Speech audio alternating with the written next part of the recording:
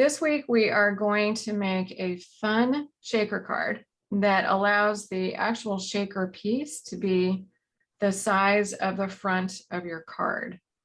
And this is a really fun technique that I'm sure some of you have done or at least seen, but it's always fun to get a little bit of a different twist on how you can make cards like this. And this technique will allow you to put a little shaker envelope together for any size card that you have, as long as the piece of the plastic film that you have allows you to do some wrapping around the front. I just wanted to bring in one card that we did last year that is a little bit different kind of shaker card, and you can see the different side by side. This one we made with part of a clear envelope, one of the clear envelopes that Stampin' Up! Sells. And because the size of that envelope isn't quite big enough to really cover the entire card, we weren't able to pull it all the way to the side, but it still gives a really nice little shaker in the front. But this one, like I mentioned, is going to allow you to go all the way to the edge. Now, there are companies that are selling bags or envelopes, whatever you want to call them, that are specific sizes. They're made for A2 cards, for A5 cards, for other dimensions, and they will make shaker cards for your fronts. But this technique will allow you to be a little bit more able to customize the size that you put together. I am going to show you how to do this, and the material that I'm going to use for my plastic film is actually a bag that I buy to put some things in when I display them. And the feel, the weight of this plastic is very, very, very similar to the weight of the plastic that is on the Stampin' Up! Clear envelopes. So it's not heavy. It's definitely not acetate, because we are going to be folding these to make sure that they can go all the way around whatever you're going to use for your front. Another thing you might scour in your stamp stash are any packaging envelopes that you have received different items in. So anything that is about the thickness, and I think you know how thick those clear envelopes are going to work really well. They'll hold the shaker, but they're also going to allow you to fold things over. So I'm going to grab the materials that I'm going to be using, and I'm just going to dive in. This is another technique that is better shown versus talked about. And what I'm doing is I'm just laying my piece. I've cut that bag. This is part of what was a bag. This is about half of the bag. So obviously I can get 2 pieces out of this. The other half is what I use to make this shaker card. And what I've done, the pieces of paper, let me just get that film out of the way for a minute. The pieces that I'm going to use to make this card, I've got a card base. This is a regular A2 card base. This is 8.5 by 5.5 scored at 4 1/4 on the 8.5 inch side. I use thick, basic white. I like thick cards on the back of the shaker cards just to give them a little bit more strength. Then the frame for the card is going to be a piece of cherry cobbler. And I cut that just a little bit less wide and less tall than the A2 card. So this is 4 1/8 by 5 3/8. And it's, again, just to give a little bit of that white frame around the card when I'm done. So you can see that's going to get tucked in the back. And then I decided that I wanted to use some of the designer series paper that would give me a background, but not go so overboard in the design that it overpowers what I'm going to be putting in the front. And you can switch this out very easily. For example, I could have very easily made this poinsettia a white poinsettia and then put some really more loud pattern paper in the background, and that would look really, really pretty as a contrast. I just decided I wanted to go with the cherry cobbler dies, and I used a little bit more of a subtle background.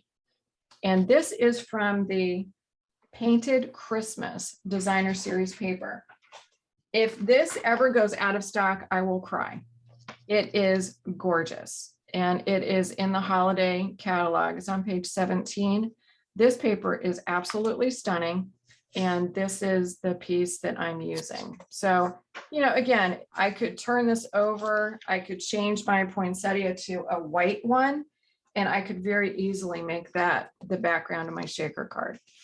But I'm going to follow the pattern that I've already kind of put together. And then for the top, for the dies that I will use in just a few minutes to put a little bit of a design on top of the shaker, I got out some of the poinsettia dies. These are ones that are in the annual catalog. They were part of the holiday catalog last year, but they're still available. And these dies are phenomenal. They are just gorgeous in terms of being able to make some really, really pretty cards and a lot of really nice designs that allow you to do some fun things with poinsettias. They've got the veining on the leaves and allow you to have multiple sizes that you can create three-dimensional flowers. And these flower petals were cut from cherry cobbler. And then I love the offsetting color. This is shaded spruce, and I thought it just played incredibly well against the cherry cobbler. If I bring in my finished card, you're going to see that I decided to make a little flag with my sentiment. And I'll mention these again, but I'm just bringing in all the pieces right now. I used mint macaron and cherry cobbler ink, and I used one of the stamps from the Merriest Moments stamp set. This is a really pretty stamp set in the current holiday catalog, and I thought joy was just enough to give a really pretty sentiment for the card. And we'll talk about this in a little bit more detail. And then as far as the bling, you got to have bling for a shaker card. And the bling that I used, I do apologize in saying this, these are no longer available, but I bet you have some in your stash, or you're going to have other embellishments that you can use. These were available a couple of years ago, and they have some snowflakes and some sequins that are silver in color. And then for the middle of my poinsettia, I used one of these absolutely stunning beaded pearls that were part of the collection last year. So my apologies on the embellishments, but I'm going to bet that you have some things in your stash that you can use as well. All right, let's go ahead and build this card. So what I'm going to do is I'm going to get my film that I want to build my, let's call it an envelope for lack of a better word, the envelope that will contain the shaker elements. And in order to do that, I need to have some nice adhesive that is easy to use, but also very strong, because I really want to be able to make sure that the adhesive is going to stick. And for this card, I'm going to use some tear and tape. So essentially what we're going to do is we're going to place the piece that is going to be the background of the shaker. And in this case, it's the Designer Series paper. You're going to place that face down on your film, on the plastic film. And I'm going to scoot that over. So let me make sure you can see this. I'm giving myself probably about ½ an inch or so of excess that I will be folding over. And I also get excess on the top and the bottom. And then I'll be trimming the excess off on the left because I've got quite a bit here. but I don't know yet exactly what size I want. And I like to work this so that I have the tear and tape on a horizontal versus a vertical. It's just a little bit easier for me. So I've just turned that 90 degrees. And what I'm going to do when I find the end of the tear and tape, which can be challenging, here we go. I am just going to take a little bit of that tape and I'm going to put it onto my paper. And I'm going to cut it. You definitely can tear it. It's really whatever you prefer. And I'm going to go ahead and just cut that. You're going to notice that I didn't put it all the way to the edge. I brought it in just a little bit because we are going to be putting tear and tape on this edge and on this edge. And I don't want to compete with that just yet. And what I'm going to do, and I'm sure you know this, when you use tear and tape, you really want to give it a good burnish. You have the wax paper or whatever you want to call that covering on the back. And sometimes if you try to pull up that paper, it doesn't cooperate incredibly well. It can be a little bit stubborn. But if you give it a burnish, and then you can also use your pick tool and just start that paper coming up and then pull it off. The pick tool is fabulous to work with tear and tape. And what I'm going to do is I'm just going to sort of center it. It really doesn't matter if you get it completely centered. And I'm going to hold the top down and then I'm just going to bring that film up and make sure that I've got enough film to cover my tear and tape. And then I'm going to fold that down. And what I'm doing is I'm just folding it right at the edge of that designer series paper. I'm going to give that a good burnish because we are going to be building a little envelope. All right. And now what I'm going to do, I'm going to bring this around. And the next one I'm going to do is the one completely opposite.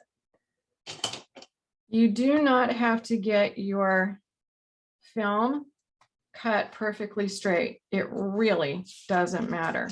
But what I'm going to do is just grab my scissors and make sure I've got enough excess.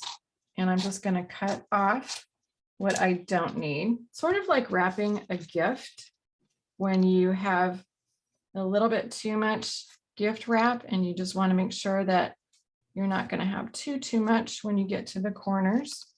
Just let me give that corner a little bit more of a push. And then I'm going to put some tear and tape on this side. And I'm going to do the exact same thing. Not go all the way to the end. And I will cut that off as well.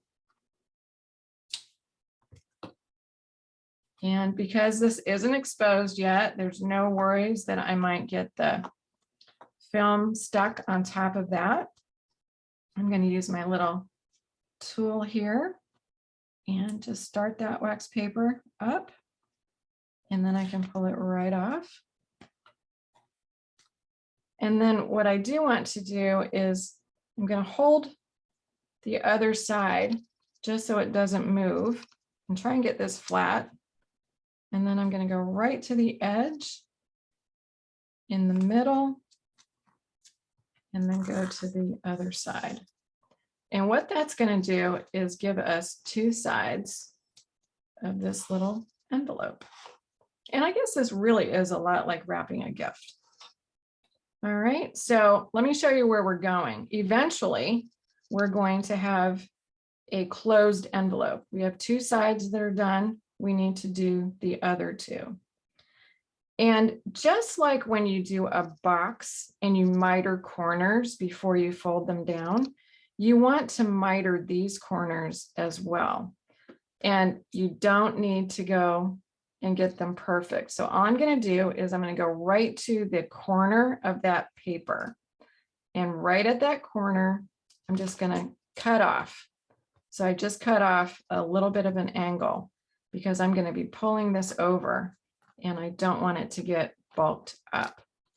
And then what I like to do is I'm just going to flip this over because I can see my corner a little bit better. And I'm right at that corner. I'm just going to give it a little bit of a cut. And while I've got my scissors out, I'm going to go ahead and do the other side as well. So I'm just going to cut that off and cut the other corner off as well. All right. You may find that these pieces of plastic film are like dimensionals.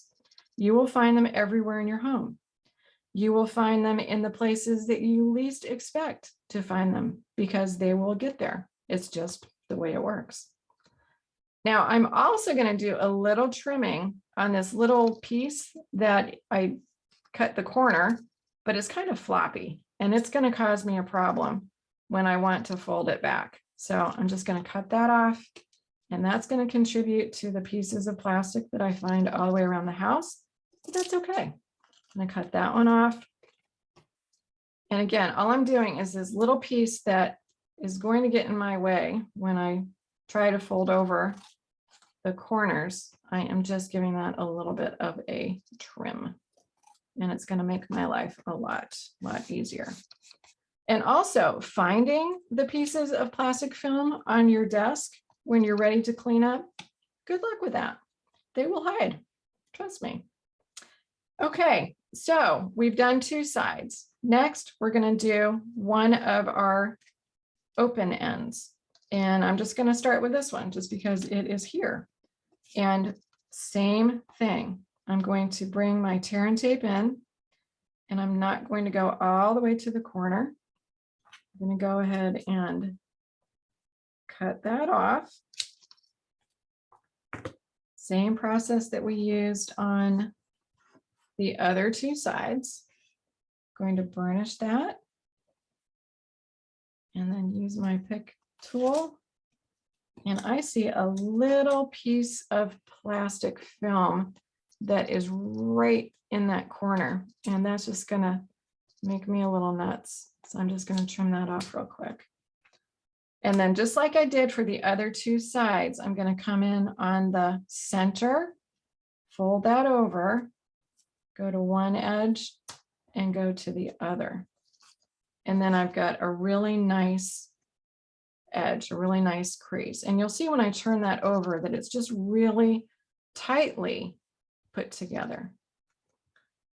Don't do your fourth side until you have filled your bag with your bling, because once we fill this bag, our shaker front is going to be all put together.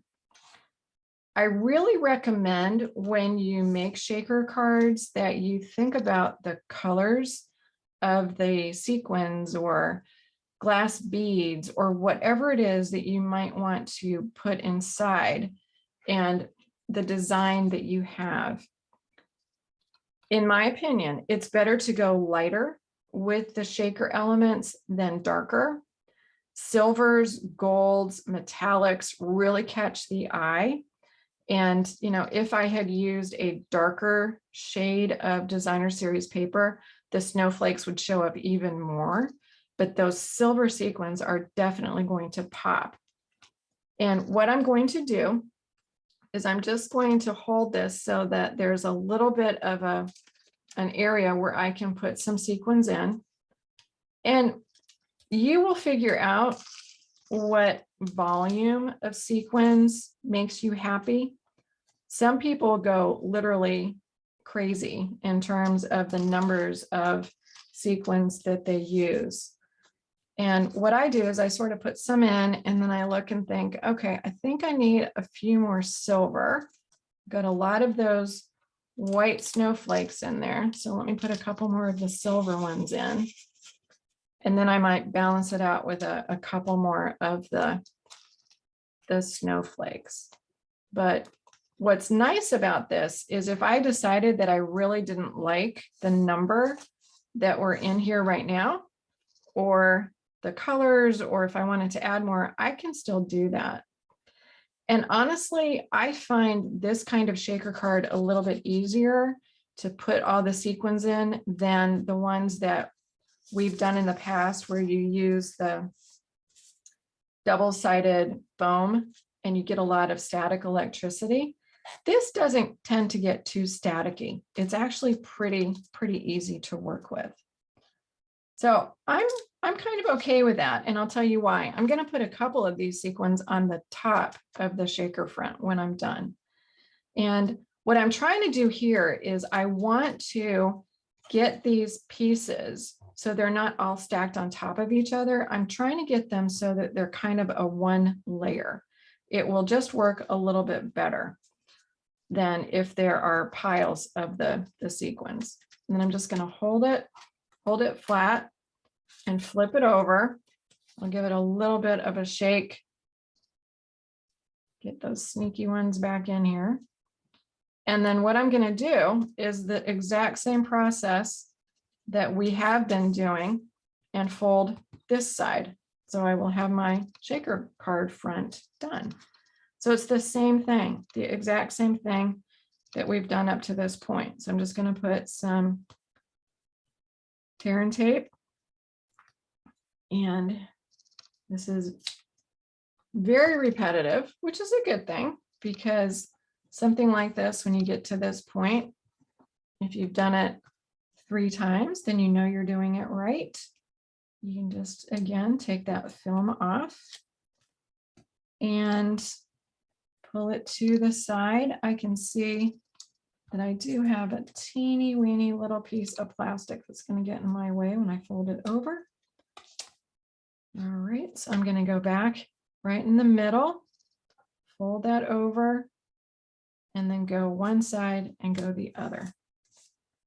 And what I've done here now, and I still have the ability to shake this around, I've created a shaker front for my card. I could have made this any size that I want. Let's say I wanted to make it a vertical rectangle like this. Cut the paper differently. What if you wanted to make a shaker that would go onto a slimline card? I know this is not a shaker card, but you could cut a piece of paper for the slimline and put film around it. You would have a shaker for the entire front of your slimline card, and it's a customizable card. Okay, so we have done the shaker piece. Let's put the rest of the card together. What I like to do with pieces like this, I'm going to flip this over one more time, is I like to put a piece of scratch paper on the back of my shaker card front, just because it will be easier for me to stick the combined piece onto my final card if I can glue directly onto cardstock. And inevitably, when you're doing this, like you can see right here, you're probably going to get some tear and tape that is exposed. And if you can kind of hide that a little bit, it's going to make your life a little bit easier. So when I cut this piece, I cut it a little bit, again, a little bit narrower and a little bit shorter than the designer series paper piece that I used to make the shaker card front, which means that this is 3¼ inches by 5. And this was just a scrap piece of paper. You can use anything. You can skip this too. It's really not necessary. For me, it's just, I think it's a little bit easier and it seems to be a little bit cleaner. And all I'm going to do is attach that right to the back of the shaker front. You don't have to get it in the middle. No one's going to see this. It's really meant to make your life a little bit easier. Okay. For the card base, I am going to take my thick whisper white and I'm just going to directly adhere the cherry cobbler piece that I cut to make the frame. If I had been smart, and on the other card, the first one that I did, I would have actually used this piece to die cut some of the flowers or the pieces of the poinsettia that I'm going to use for the top, because you'll see I would have been able to die cut them out of the center of that piece, and no one would ever know, because we're going to put the shaker card right on the top, and no one would know if there was something missing from the center of this piece. So that's going to go right on the top. And then I'm also going to put this piece on top of my frame. So I'm just adding some glue here, and I'm going to put that right on the top as well. So again, as I normally do, I'm building some layers that have framed elements, and going to put that on the top. So you'll see that we've got some concentric rectangles that are working together. And I'll just give that a little bit of a burnish, turn it over. All right, these sequins will still move around. They will shake. They are not going to shake as much as the shaker cards that we're all used to, where you have the foam adhesive, the double-sided. So you've got a little bit kind of like a box, and you're going to have more room to shake your the sequins, but these still will move, trust me.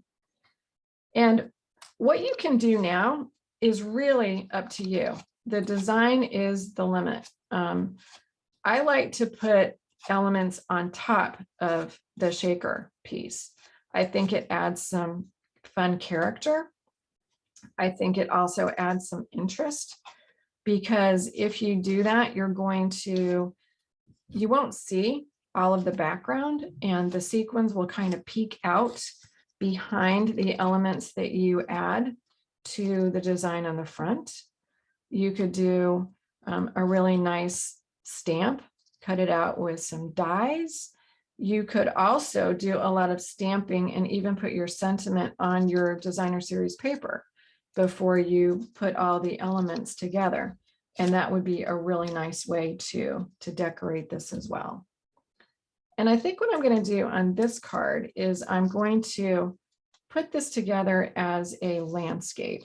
The one that I showed as an example is done in a portrait view, but I'm going to do this one in a landscape. And I really love these poinsettia dies. They're amazing, and they're pretty quick. As you can see, once you've cut them out, and the cutting out isn't hard. You use, if you want to make petals like this, you use 2 dies, the one that has the variegated leaves, and you can put that with washi tape. You can put that together, attach it to the one that cuts out the actual flower, or the flower itself, and you can just cut one time by using 2 dies. I'll show you what that looks like in just a second. And as you can see, I'm just using a bone folder and giving this a little bit of texture, not overthinking it, because nature isn't perfect, and the poinsettias are definitely going to be unique and have different characteristics one to the other. And I liked, as I mentioned, I really like the shaded spruce and the cherry cobbler. I thought they went together incredibly well, and they really highlight the paper. They show that off. So I'm just going to get my poinsettia together, and then I'll put that on the top. And this one's going to look different. Each one of these, if you had 10 of these that you were putting together side by side, each one would look a little different. All right, so I'm going to figure out where I want my poinsettia to be and how I want my joy tag to look. And that's not bad. And when I get to a design that I like, the first thing I'm going to do, let me put this back because I wanted to show you the joy. All I did on here is I had a scrap of mint macaron cardstock. I stamped the joy sentiment with cherry cobbler, got out my paper trimmer, and just cut both sides. So I got a rectangle. Then I used my snips, cut directly in a little bit, and then I made the flag.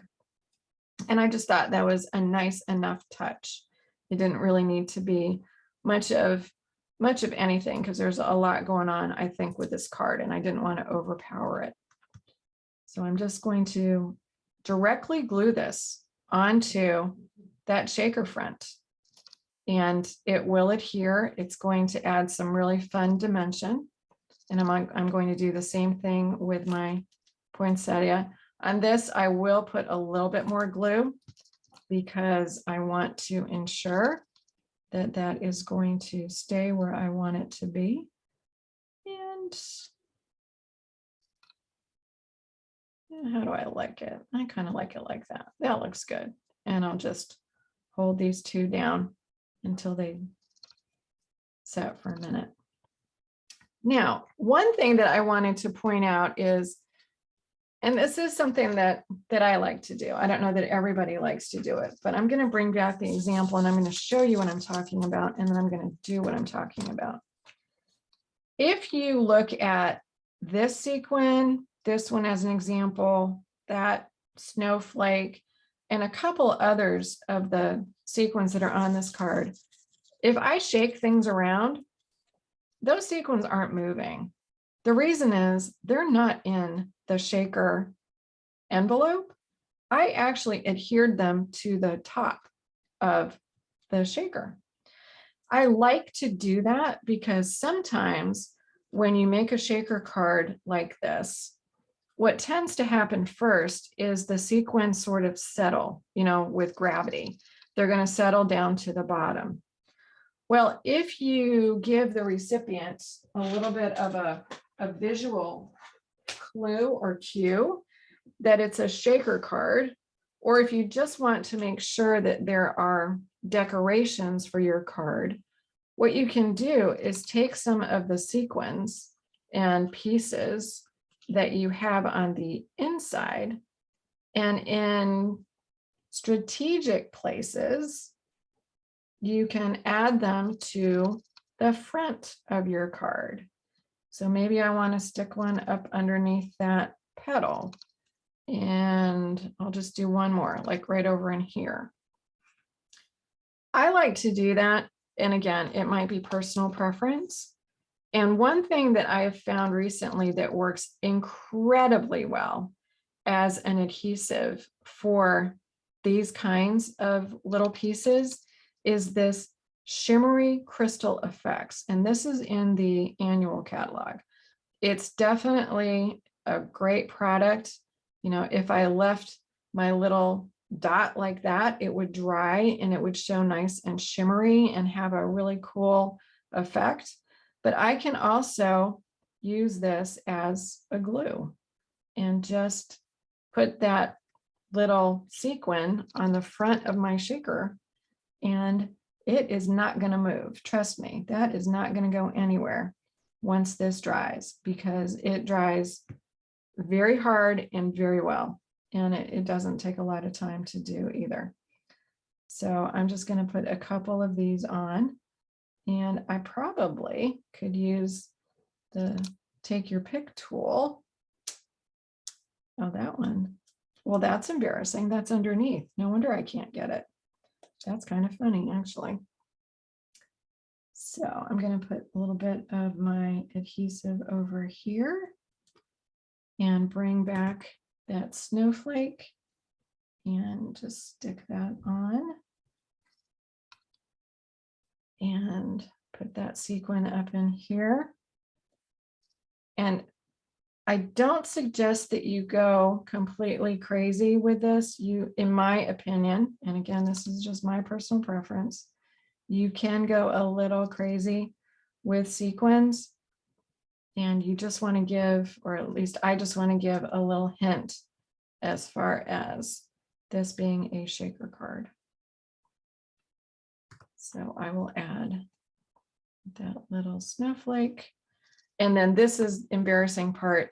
If I flip this over, if anything falls off, then that's a sequin that I failed to adhere to the top.